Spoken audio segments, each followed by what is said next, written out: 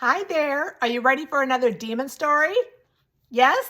Okay, this is Debbie Delbridge or Deborah Delbridge. I am the author of Real Stories of Angels, Demons, and the Supernatural. It is an autobiography to just kind of share some of my experiences with you.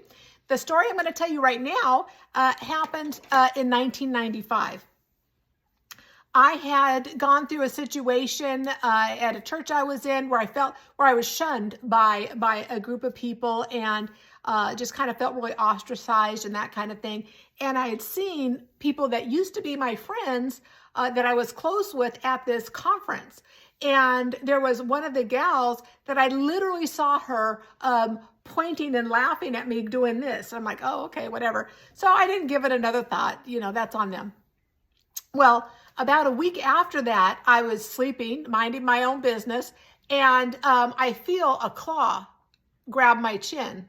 You know, it was like, it felt like the claw of like a raccoon or something. It felt like a big animal. So I wake up, but then I don't see a big animal. But what I did see is on my nightstand, about 1.5 feet, 2 feet away from where I was laying, I saw a demon imp that was about this size, and it looked like a weasel. It actually looked like a cartoon character is really kind of what it looked like.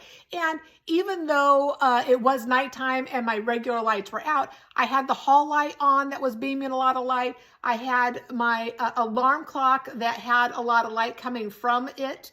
And then I also had the shades open and there was a lot of moonlight. So it was pretty well lit and my eyes were adjusted to the light. So I could clearly see this thing. This little demon thing was actually doing the same thing. It was pointing and laughing at me, the same thing that woman did. And I didn't tell it to go away right away because I was just so fascinated looking at this thing.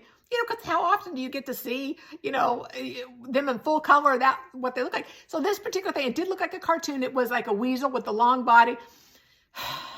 I know it sounds ridiculous, but the stupid thing was like wearing, it looked like, it was dressed up in a Western. So it was wearing clothes and it had like a bandit mask on, you know, where it had a bandit mask and it had like a bandana around here and everything. So I didn't tell it to go away right away because I was just looking at this strange thing.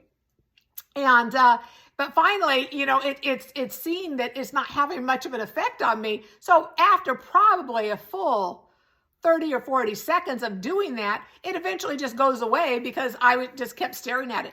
Zero fear rose up in me, you know, and I don't know why. When it grabbed my chin, it seemed much bigger, but then when I opened my eyes, there was a smaller version of it. But that was one of my demon stories. And I found it really interesting, you know, why did it look like a cartoon? Well, sometimes demons can look like a cartoon. Sometimes they can look, their appearance can be all kinds of different things. And with some of the other stories that I tell you, I can describe how those specific demons, how they look.